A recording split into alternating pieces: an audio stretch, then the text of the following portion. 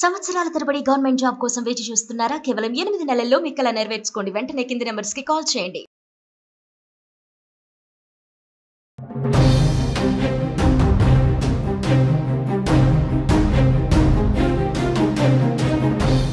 Operation Sindoor Pahalgam ఉగ్రదాడి తర్వాత 15 రోజుల తర్వాత భారత ప్రతీకారదారులకు దిగింది.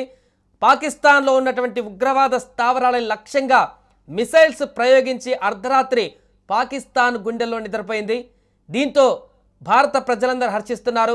భారత ప్రభుత్వం తీసుకున్నటువంటి నిర్ణయం పైన ఉగ్రవాద స్థావరాలపైన ఎట్ ఎ టైం 9 ఉగ్రవాద స్థావరాలపైన భారత్ నుంచే మిసైల్స్ ద్వారా మొట్టమొదటిసారి మిసైల్స్ని ప్రయోగించిన వాటిని ధ్వంసం చేసినటువంటి చర్య పట్ల అందరూ కూడా ప్రశంసిస్తున్నారు.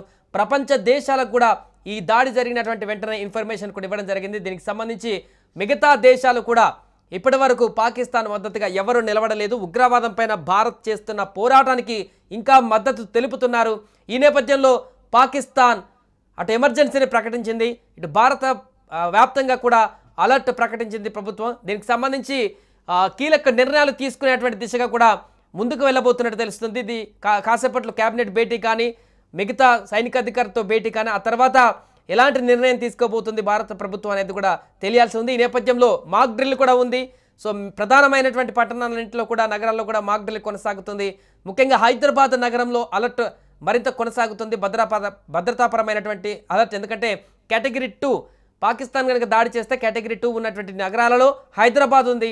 అందుకే ఇక్కడ కూడా అలర్ట్ ఉంది, సెక్యూరిటీ భారీగా పెంచారు. దీనికి సంబంధించిన పూర్తి వివరాలు తెలుసుకుందాం. మా ప్రతినిధి ప్రేమ్ చార్మినార్ నుంచి లైవ్లో సిద్ధంగా ఉన్నారు. ఈ దాడి తర్వాత అక్కడ తాజా పరిస్థితులు అందిస్తారు. ప్రేమ్, అర్ధరాత్రి జరిగినటువంటి ఆపరేషన్ సింధూర్ తర్వాత ప్రస్తుత పరిస్థితి ఏంటి? సెక్యూరిటీకి ఏమన్నా ఇంకా పెంచడం జరిగిందా? హైదరాబాద్లో తాజా పరిస్థితి ఏంటి? సాయి, మనం చూసినాం ఏప్రిల్ 22న ఏదైతే పెహల్గాం, జమ్మూ కాశ్మీర్ ప్రాంతంలోని పెహల్గాం లో జరిగిన ఉగ్రదాడి ఏదైతే ఉందో ఆ రోజు నుంచి కూడా ప్రభుత్వం చాలా కీలకమైన సమావేశాలు ఏర్పాటు చేయడం, భారత్ పాకిస్తాన్ పైన ఏదైతే ప్రతీకార చర్య తీసుకుంటాం, ప్రతీకారం తీర్చుకుంటాం అని చెప్పి ఇప్పటి వరకు చెప్తుండడం, వాటన్నిటిని మనం ప్రజలకు సుమన్ టీవీ ద్వారా ఎప్పటికప్పుడు అప్డేట్ చేస్తూనే ఉన్నాం. ఏదైతే కేంద్ర ప్రభుత్వం కావచ్చు, రక్షణ శాఖకు సంబంధించిన, భద్రతా వలయానికి సంబంధించిన ఏ అప్డేట్ ఉన్నా మనం ప్రజలకు అందిస్తున్నాం. ఇప్పుడు కూడా తాజాగా అర్ధరాత్రి 1:44 భారత ప్రభుత్వం ఆపరేషన్ పేరుతోటి ఒక కార్యక్రమాన్ని అయితే తీసుకుంది. అంటే భారత్ పాకిస్తాన్ పైన ఈ యొక్క సింధూర్ పేరుతోటి ఈ యొక్క దాడి అయితే నిర్వహించింది. అంటే పాకిస్తాన్ కి చెందిన 9 ఏవైతే ఉగ్ర మూకలు నివసించే, ఉగ్ర మూకలు ట్రైన్ అయ్యే ఆ యొక్క సంస్థలు, ఆ యొక్క ప్రదేశాలు ఉన్నాయో వాటన్నిటిపైన ఏకకాలంలో భారత త్రివిధ దళాలు, అటు భారత ఆర్మీ, నేవీ, డిఫెన్స్ ఈ 3 కూడా సంయుక్తంగా చేపట్టిన ఈ యొక్క ఎదురు దాడిలో దాదాపు 100 మందికి పైగా మృతి చెందినట్లుగా మనం చూస్తున్నాం. భారత్ ఒక ధీటైన సమాధానం అని చెప్పొచ్చు. ఇది ప్రపంచంతో పాటు యావత్ భారతదేశం అంతా ఎదురు చూస్తుంది 22 ఏప్రిల్ నుంచి ఈ రోజు వరకు కూడా. ఎందుకంటే ప్రతి ఒక్కరు జమ్మూ కాశ్మీర్ లో అమాయకమైన ప్రజలను, పర్యాటకులను, అదేవిధంగా ఆర్మీకి సంబంధించిన వారిని కూడా అందులో చంపేయటం మనం చాలా, అంటే భారత్ మొత్తం దిగ్భ్రాంతి వ్యక్తం చేసిన పరిస్థితి. ఆ రోజు నుంచి ప్రతి ఒక్కరు ఎదురు చూస్తున్నారు. భారత్ ఏ క్షణంలోనైనా సర్జికల్ స్ట్రైక్ నిర్వహిస్తుంది, లేదంటే ఒక యుద్ధాన్ని ప్రకటిస్తుంది. ఆ యుద్ధాన్ని చూసేందుకు కూడా ప్రజలంతా, భారతదేశ ప్రజలు ఆసక్తిగా ఉన్న నేపథ్యం. మరోవైపు పాకిస్తాన్ కి సంబంధించి మనం నిన్ననే మాట్లాడుకున్నాం, నిన్న ప్రజలందరికీ అప్డేట్ చేస్తాం.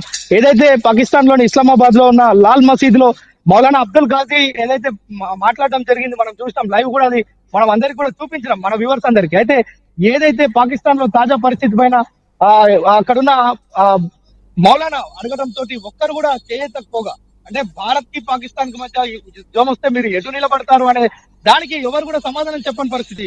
తెల్లమొక్కలు వేసుకున్న ముఖ్యంగా ఈ రోజు సాయంత్రం మాక్ డ్రిల్ కూడా నిర్వహించనున్నారు. మన హైదరాబాద్ లో 4 ప్రాంతాల్లో మాక్ డ్రిల్ నిర్వహించనున్నారు. సో దానికంటే ముందే అర్ధరాత్రి దాడి అయితే కొనసాగింది. మిసైల్స్ తోటి పాక్ ఉగ్రవాద స్థావరాలపైన దాడి చేసింది. సో ఇప్పుడు ఇది మాక్ డ్రిల్ లాగానే చూడొచ్చా, లేకుంటే అటు పాకిస్తాన్ నుంచి కూడా అక్కడ ప్రధాని ఇంకా ప్రగల్భాలు పలుకుతున్నారు, మేము దాడి చేస్తాం భారత్ మీద అనేటువంటి అంశాలు. ఈ నేపథ్యంలో మాక్ డ్రిల్కి సంబంధించిన అంశాలు ఏ విధంగా ఉన్నాయి? ఈరోజు సాయంత్రం ఎలాంటి చర్యలు తీసుకోబోతున్నారు?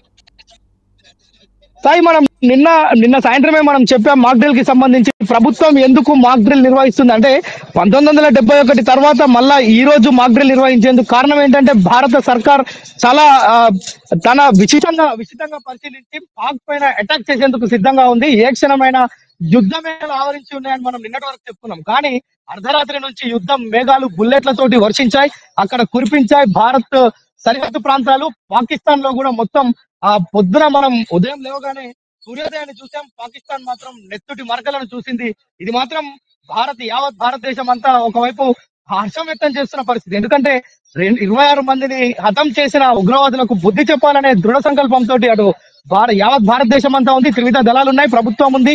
అన్ని అంటే రాజకీయాలకు అతీతంగా కూడా అన్ని పార్టీలు కూడా ఎప్పుడెప్పుడు అని ఎదురు చూసిన పరిస్థితి. ఇప్పుడు తాజాగా అంటే ఈ రోజు సాయంత్రం 4:30 గంటలకు హైదరాబాద్ లోని 4 ప్రాంతాల్లో మాక్ డ్రిల్ నిర్వహిస్తున్నారు. మాక్ డ్రిల్ ఉద్దేశం ఏంటంటే ఏదైతే యుద్ధం కానీ అత్యవసర పరిస్థితులు ఏర్పడినప్పుడు ప్రజలు ఎలాగ జాగ్రత్తలు తీసుకోవాలి, ఎలా తమను స్వీయ రక్షణ ఎలా చేసుకోవాలి, అంటే సెల్ఫ్ డిఫెన్స్ ఏ విధంగా చేసుకోవాలనేది భారత ఆర్మీ కావచ్చు, డిఫెన్స్ కావచ్చు, వీరంతా ప్రజలకు నేర్పిస్తారు. అంటే ఎవరైతే లోకల్ గా ప్రజలు ఉంటారో వారందరికీ కూడా వాటన్నిటిని నేర్పిస్తారు. ఒకవేళ యుద్ధమే కనుక జరిగితే, బాంబులు కనుక ఇక్కడ వర్షిస్తే, అక్కడ మిసైల్స్ ఇక్కడ ప్రయోగిస్తే మనందరం ఎలాగ జాగ్రత్తగా వ్యవహరించాలనే విషయాన్ని మాక్ డ్రిల్ ద్వారా చేపిస్తారు. అయితే ఈ రోజు సాయంత్రం 4:30 గంటలకు మాక్ డ్రిల్స్ కి కూడా డిఫెన్స్ అకాడమీస్ మొత్తం అయితే సికింద్రాబాద్ ఏదైతే గోల్కొండ, అదే విధంగా 4 ప్రాంతాలు హైదరాబాద్ లో ఉన్నాయి. ఆంధ్రాలో కూడా వైజాగ్ తదితర ప్రాంతాలు, మొత్తం దేశవ్యాప్తంగా 244 పాయింట్స్ ని ఇక్కడ మనం చూసాం. అంటే ఇక్కడ మొత్తం ఏర్పాట్లు చేస్తున్నారు. అంటే ఇదే సందర్భం, యుద్ధం కనుక వస్తే ప్రజలు ఏ విధంగా సిద్ధంగా ఉండాలి, ప్రజలు ఏ విధంగా తప్పించుకోవాలి, ఎప్పుడు లైట్లు ఆర్పివేయాలి, ఎందుకు లైట్లు ఆర్పివేయాలి, వీటన్నిటి విషయాలు, బంకర్లు క్లీన్ చేసుకోవాలా, ఇలాంటి విషయాలన్నీ చెప్పేందుకే ఈ యొక్క మాక్ డ్రిల్ ఏర్పాటు చేశారు. అయితే మాక్ డ్రిల్ కంటే ముందే ఈ యొక్క యుద్ధం అనేది ప్రారంభం కావడం, పాకిస్తాన్ పైన ఏదైతే ఎల్ఓసి అదే విధంగా పాకిస్తాన్ కి సంబంధించి దాదాపు 100 కిలోమీటర్ల దూరం వరకు కూడా మన ఈ యొక్క మొత్తం అణుబాంబులు అక్కడ పడడం చూస్తున్నాం. బుల్లెట్ల వర్షం కురవడం చూస్తున్నాం. దాదాపు 100 మంది ఇక్కడ వరకు మృతి చెందినట్లుగా చూస్తున్నాం. అంటే ఏది కూడా అంతర్జాతీయ సమాజంలో భారత్ పాకిస్తాన్ ని ఏకాకి ఇప్పటివరకు చేసింది, ఇక ముందు కూడా చేయబోతుంది అనడానికి ఇది ఒక నిదర్శనం. ఎందుకంటే ఏదైతే ఈ 9 ప్రాంతాల్లో భారత్ గాల్పులు జరిపిందో, దాడులు చేసిందో, పాక్ ఉగ్రవాద శిబిరాలను ధ్వంసం చేసిందో, వాటిని సమూలంగా నాశనం చేసిందో, అవన్నీ కూడా కేవలం భారత్ డిఫెన్స్ చేసుకోవడానికి, అదేవిధంగా ఉగ్రవాదులు భారత్ పైన చేసిన దాడిని తిప్పికొట్టేందుకు పాకిస్తాన్ లో ఉన్న ఉగ్ర శిబిరాలను నాశనం చేశామే తప్ప మేము ఎలాంటి సామాన్య జనవాసాలకు మేము ఎలాంటి ఆటంకం కలిగించలేదని మనం భారత ప్రభుత్వం అంతర్జాతీయ సమాజంలో చెప్పుకునేందుకు వీలుగా ఇప్పుడు ఇదంతా కూడా చేసింది. అంటే మనం ఈ యొక్క ప్రక్రియ మొత్తం చూస్తే అర్ధరాత్రి నుంచి అధికారికంగా రక్షణ శాఖ ఏదైతే ఇచ్చిందో ప్రకటన, 1:40 నిమిషాలకు ఈ యొక్క డ్రైవ్ స్టార్ట్ చేశారు. ఈ యొక్క సింధూర్ ఆపరేషన్ సింధూర్ ను ప్రారంభించారు. అప్పటి నుంచి కూడా దాదాపు జరిగిన ఈ కాల్పుల్లో పాకిస్తాన్ ఉగ్ర యొక్క ఏదైతే శిబిరాలు ఉన్నాయో వాటన్నిటిని నేలమట్టం చేశారు. అంటే భారత్ కేవలం ఉగ్రవాదం మీదనే పోరు చేస్తుందే తప్ప అక్కడున్న సామాన్య ప్రజల్లో, పాకిస్తాన్ ప్రజల్లో కల్లడం పిల్లడం చేయాలనేది భారత్ ఉద్దేశం కాదు అనేది అంతర్జాతీయ మార్కెట్ లో చెప్పే సుస్పష్టమైన వైఖరి భారత ప్రభుత్వం వద్ద ఉంది. మరోవైపు రాత్రి నుంచి ప్రజలంతా కూడా ఎదురు చూస్తున్నారు. ఈ యొక్క జై భారత్, భారత్ మాతకి జై అని అంటూ నినాదాలు చేస్తూ ఇప్పటికే రోడ్ల మీద వచ్చి సంబరాలు జరుపుతున్న పరిస్థితి. ఎందుకంటే ప్రతీకార చర్య ఏ విధంగా ఉంటుంది, పాకిస్తానే కాదు ప్రపంచ దేశాలు చూడాలని భారత ప్రజలు కోరుకున్నారు. అదే విధంగా భారత ప్రభుత్వం కూడా స్పందించి దానిపైన ఏదైతే ఖచ్చితమైన పాయింట్లు 9 ఎంచుకున్నారో అక్కడ ఉగ్రవాద శిబిరాలు, ఉగ్రవాద సంస్థలు ఉన్నాయనే ఒక సుస్పష్టమైన దాడులు నిర్వహించారని మాత్రం చెప్పుకోవచ్చు. Sai right, thank you Prem. So మొత్తానికి పహల్గామ్ దాడి తర్వాత అర్ధరాత్రి నిన్న ఆపరేషన్ సింధూర్ పేరుతో ఉగ్రవాద స్థావరాలపైన భారత సైన్యం దాడి చేయడం పట్ల పూర్తిగా రివెంజ్ తీర్చుకున్నట్టుగా, సక్సెస్ఫుల్ ఆపరేషన్ చేసినట్టుగా అయితే మనకు కనపడుతుంది. దీనికి సంబంధించి యావత్ భారతదేశ ప్రజలు హర్షం వ్యక్తం చేస్తున్నారు. ఇంకా అక్కడున్నటువంటి ఉగ్రవాద శిబిరాలను పూర్తిగా సమూలంగా నిర్మూలించాల్సిన అవసరం ఉంది. ఖచ్చితంగా ఇప్పుడు తీసుకున్నటువంటి చర్య చాలా గర్వకారణం. భారత ప్రభుత్వం తీసుకున్నటువంటి ఈ చర్య చాలా బాగుంది.